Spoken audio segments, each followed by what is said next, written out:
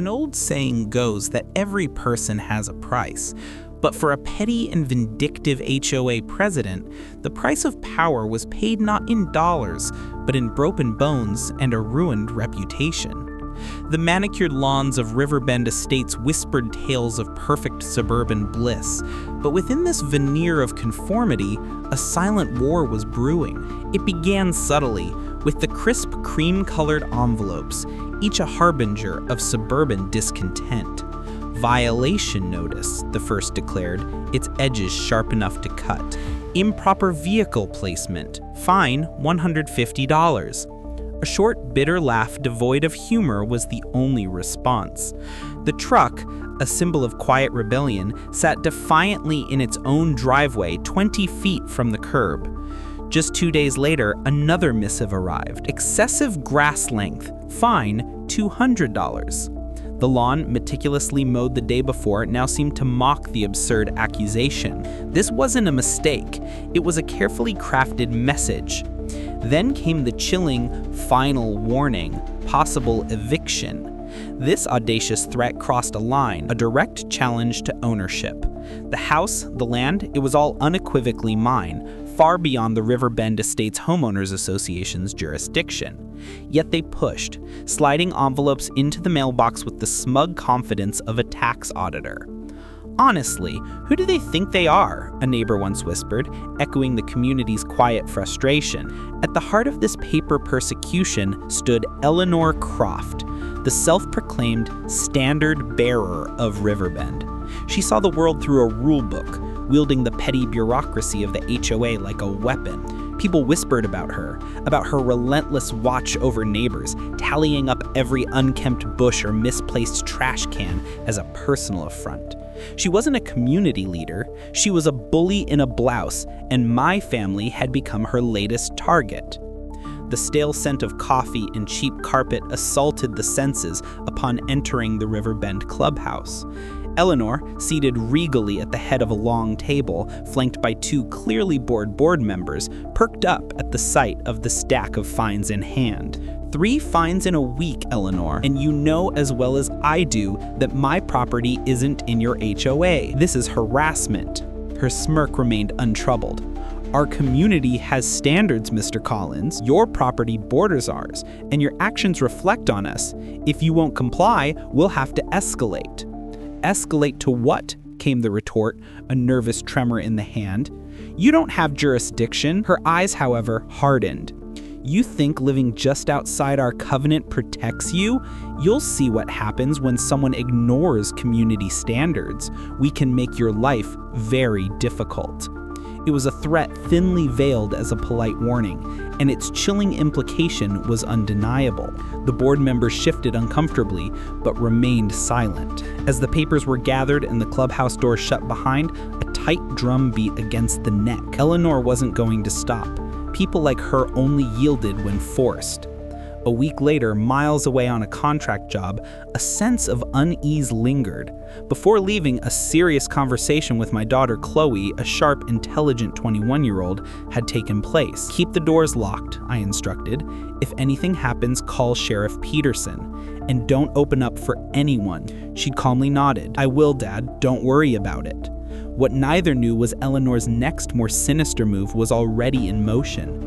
2 days into the trip, a neighbor called reporting Eleanor whispering with 3 rough-looking men outside the clubhouse. A day later, a white SUV with tinted windows was seen circling the driveway. A neighbor even managed to snap a picture. The men inside wore reflective vests emblazoned with community patrol. Eleanor had indeed escalated, moving beyond fines to hired intimidation. What she couldn't have known was that Lucas, my son, a recent graduate of the Naval Special Warfare Program, had just returned from a surprise leave, staying at the house. A man of quiet resolve and a fierce protector, he was a silent guardian. Eleanor and her thugs were walking into an unforeseen trap. That Thursday afternoon, an unsettling quiet settled over the neighborhood. The sun was high. The only sounds, the distant hum of lawnmowers and the rhythmic ticking of sprinklers.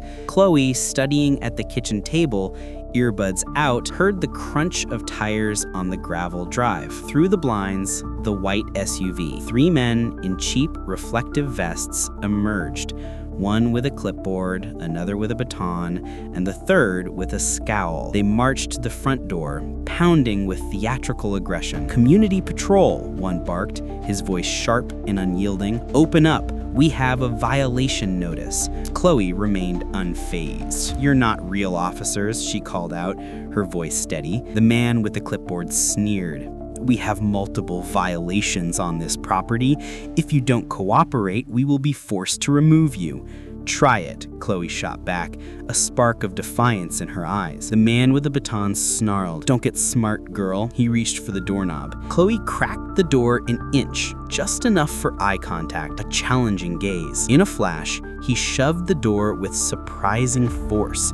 It slammed against Chloe, sending her stumbling back, her head hitting the wall. The sound reverberated through the quiet house. It echoed all the way to the garage, where Lucas, having just finished unpacking, froze. He'd come home early, hoping to surprise them. He wasn't one for flashy entrances, but that was about to change. The garage door rumbled open, and Lucas stormed out, 6 feet 2 inches of disciplined muscle, jaw tight, eyes locked on the intruders. "You just touched my sister," he growled, his voice a low, dangerous rumble. The 3 men froze, their swagger evaporating. They hadn't anticipated such formidable resistance. "Back off, man. This is HOA business," the man with the baton bluffed, his hand inching towards his weapon. Lucas didn't hesitate. Years of combat reflexes kicked in. He closed the distance in 2 strides, driving his fist into the man's gut with a sickening thud. Air whooshed out in a pained gasp, the baton clattering to the ground. The second thug lunged, but Lucas caught his arm mid-swing, twisted, and sent him crashing face first into the porch rail with a crack that left him howling. The third man panicked, swinging his clipboard like a makeshift weapon. Lucas sidestepped cleanly, grabbed the back of his vest, and slammed him flat onto the gravel driveway. The impact knocked the wind out of him, along with the smugness of Eleanor's little scheme. Chloe, already recording everything on her phone, ensured every moment was captured. Neighbors, drawn to the commotion, spilled onto their lawns.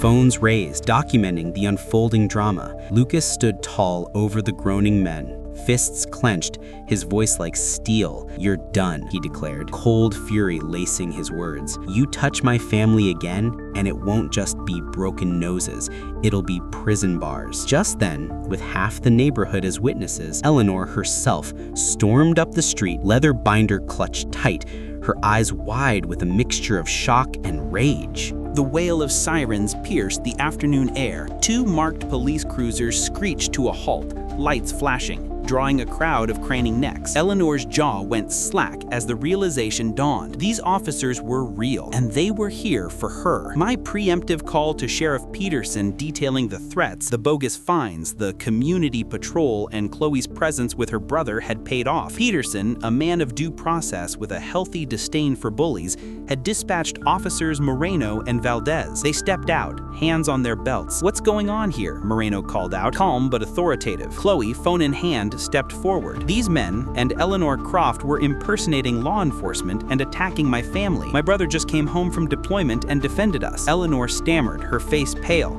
It's just HOA enforcement." Officer Valdez cut her off. "Ma'am, impersonating an officer is a felony. Assault is another, and so is trespassing. Step back now." Lucas, relaxing slightly but maintaining his firm stance, added, "They came onto our property, shoved my sister, and tried to intimidate us." The officers began taking statements. The cuffed community patrol thugs looked pathetic. Moreno read them their rights, his voice a low, steady drone. "You're under arrest for impersonating law enforcement, assault, and trespassing. You're looking at significant jail time and fines. And as for you, Miss Croft," Eleanor swallowed hard, "this is a misunderstanding. Not anymore. Valdez snapped. "You face charges of conspiracy, inciting assault, and civil harassment. Your HOA privileges are suspended. Court will determine restitution for the victims and any other penalties. You just crossed the line from neighborhood busybody to criminal." Neighbors, phones still raised, watched Chloe live stream the arrests. Eleanor and her crew were loaded into police cars, their hollow excuses lost in the roar of engines. By morning, the word had spread. Eleanor Croft, the self-proclaimed standard-bearer,